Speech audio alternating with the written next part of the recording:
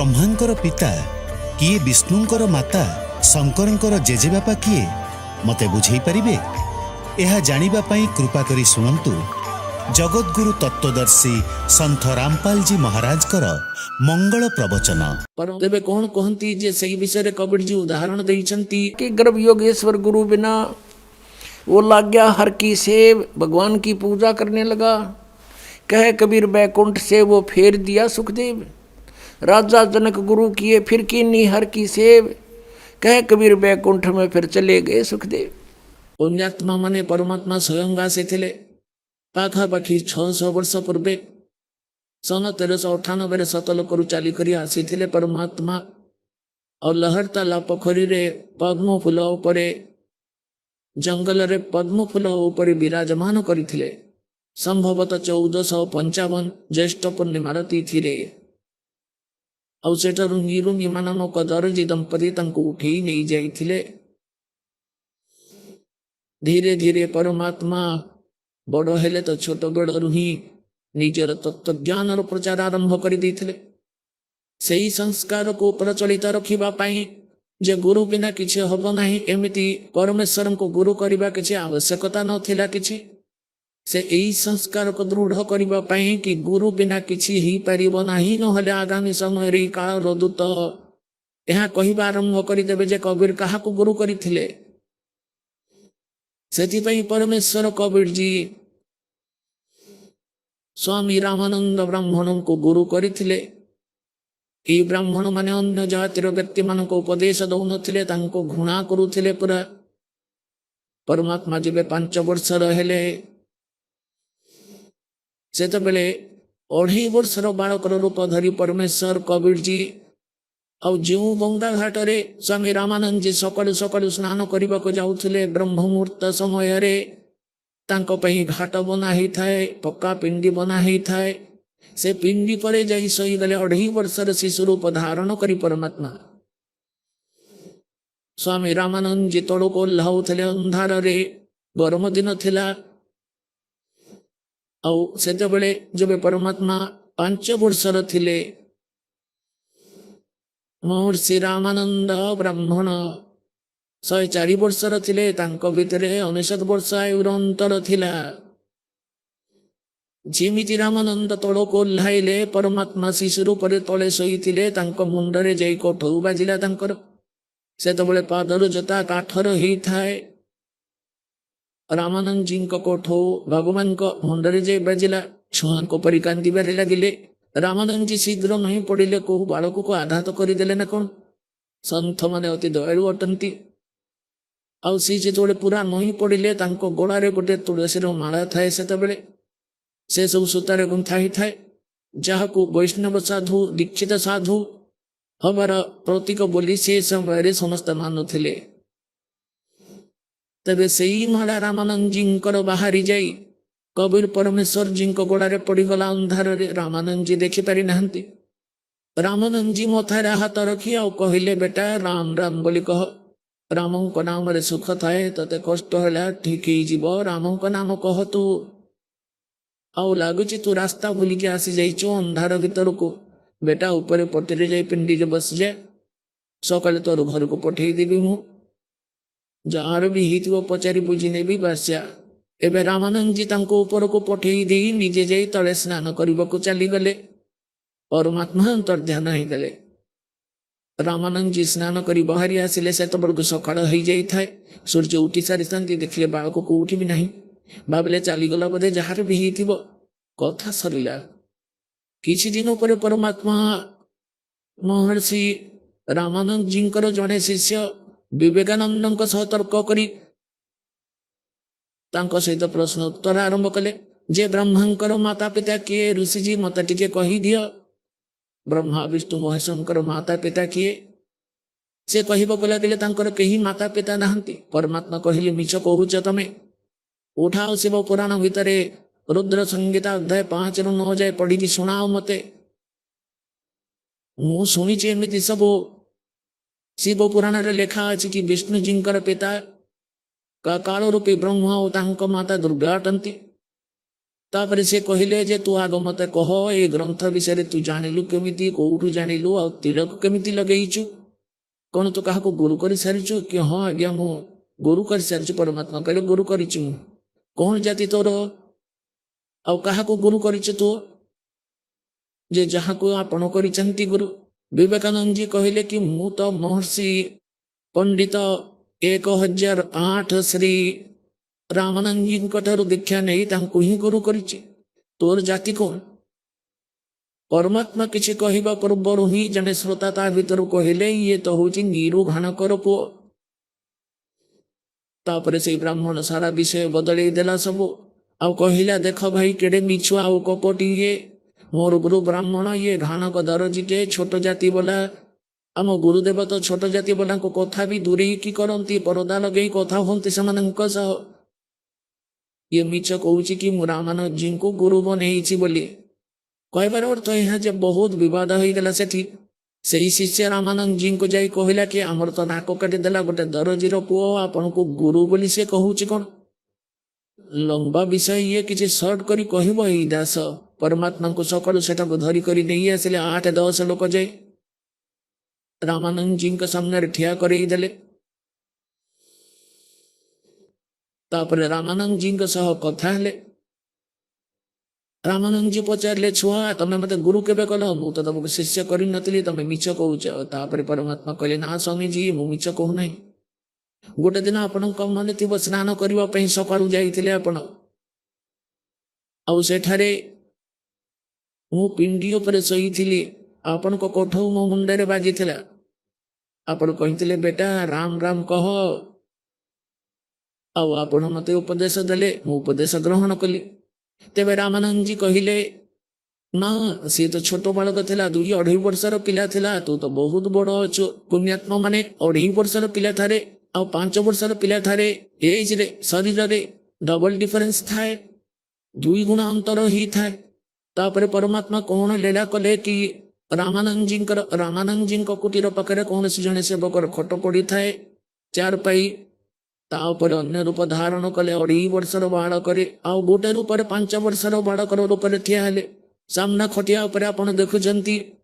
शिशु रूप छोट रूप धारण करने 2-2.5 वर्षर बालकर आउ स्वयं ठिया होते परमात्मा माणा पकई 5 वर्षर बालक रूप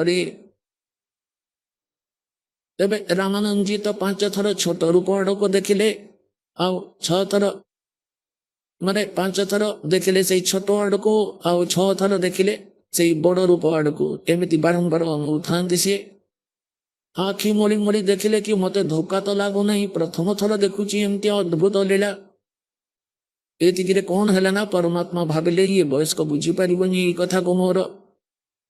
से पिला जी 2.5 वर्ष बयसर से शरीर उठिला आ 5 वर्ष बालक देख देखु आसी मिशीगला एका रही परमात्मा पुणी रामानंद जी सहित कथा हेले रामानंद जी को आहरी ज्ञान चर्चा कले रामानंद जी कहले जो मु तो कथा को विश्वास करी किंतु एमती भाव नुहे मु समाधिस्थ होची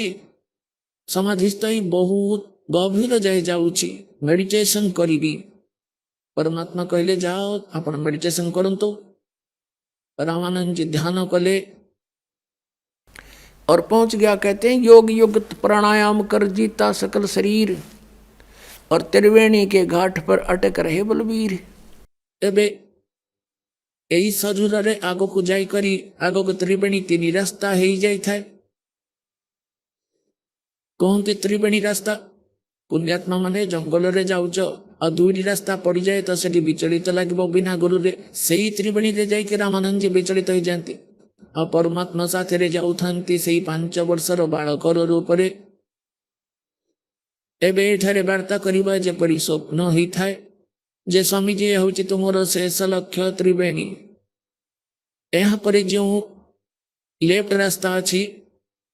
सी जीव धर्मराज को दरबार को यहाँ पर आपण को अकाउंट है जो इष्टर आपणकर साधना थी सेठा को पठे दिज्व आपण को अब यह सीधा ब्रह्मरंध्र रास्ता उठे ये तुम को मंत्र खोलबनी 2 अक्षर मंत्र सतनाम द्वारा खोल 2 अक्षर मंत्र सतनाम रामानंद जी चिंता कले एबे हबो कौन मोर तापर कहले निजर मंत्र जप करी देखंतो पुणी से सब मंत्र जप करी नेले हेले खोलिलानी आदौ तापर परमात्मा कहले एबे मु स्मरण करुची सत नाम को 2 अक्षर नाम स्मरण कले दरवाजा खोलीगला सामनार गेट आउ कहले आस मो सहित हेबे तमे रामानंदंकर आत्मा को साथी रे नहीं गले से एही कार देखेला जोठी 21 ब्रह्मांड रे बसी थांती जोठी सप्तशिला उपरे लक्ष्य मानव शरीर धारी माने सूक्ष्म रूप में तांकर सूक्ष्म शरीर को भाजी खाऊ थाए से स्थान भी देखई देले तांको नहीं पुणी सचखंड नहीं देले सतलोक को सेठारे परमात्मा को देखेले अन्य रूप से कोटी सूर्य मिसेले कोटी चंद्रमा गोटे लोमक पवित्र ये तेज शोभा से परमात्मा सत्पुरुषंकर से सचखंड रे आउ तले से 5 वर्षर बालक परमात्मा अन्य रूप रे जाइतिले तांक सहित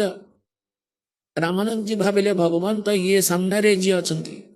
गादी पर बसचंदी सिंहासन विराजमान अछंती आ परमेश्वर कबीर जी चामर उठाई करी से परमात्मा को बिंचिबा को लागिले जे सिंहासन रे बसितिले चामर कलारु आदर रे रामानंद जी भाविले भगवान तो ये कबीर ठाकर कही जने गण हिथिबो अनुचर हिथिबो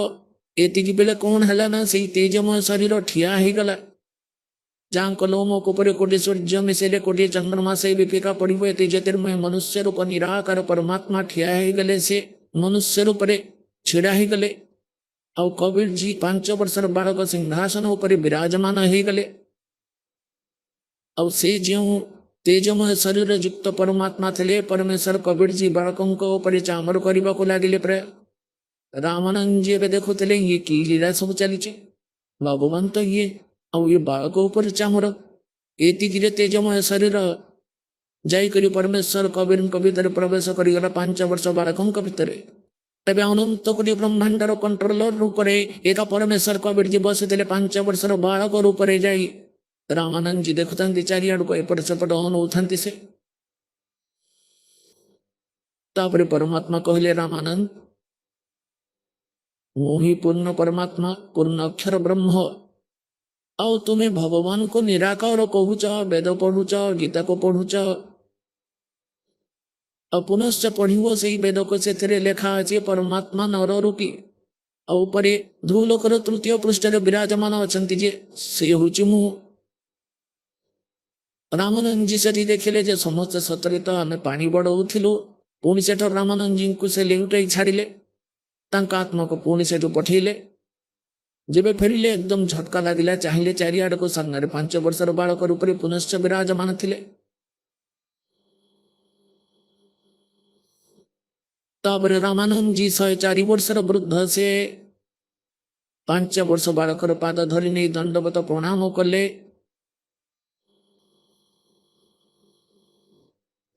और कहले तुम सायब तुम संत हो तुम सदगुरु तुम हंस गरीबदास तुम रूपना और न दूसरा अंश 2 ठोर है एक तू भया एक से 2 रामानंद जी कहती जे गरीबदास जी तुम्हें आसीचा सेठारू आसीचा आमो पही आसीचा चली करी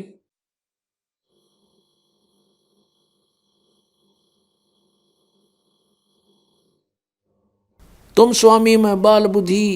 ओए होए कर्म भ्रम कियो नाश गरीबदास पूर्ण पुरुष निज ब्रह्म तुम मेरा हो गया दृढ़ विश्वास तुम्हें स्वामी रामानंद जी 104 वर्षर विद्वान थे से रोते बनारस ठारे रोते से 52टी दरबार गढ़ी 1400 ऋषि उपदेशक कर रखी शिष्य मानू रामानंद जी निजे एवं से कहले 5 वर्षर बालकर गोड़ धरिकी तुम्हें स्वामी तुम्हें ईश्वर और मु बड़ बुद्धि आज जाए मु वेद गीता को जेपरी भाव में जानी मोर बुद्धि तो बालक परी ज्ञान युक्त थिला आपणकर ही तत्व ज्ञान रागरे आपण प्रत्यक्ष देखे देले मते तुम स्वामी में बाल बुद्धि ब्रह्म कर्म क्यों नाश और गरीबदास निज ब्रह्म तुम वो तत्ब्रह्म आप ही यो मेरे हो गया दृढ़ विश्वास से समय कबीर परमेश्वर कही थे कि स्वामी जी रामानंद जी आपण मोर गुरु एपरी करंतु नहीं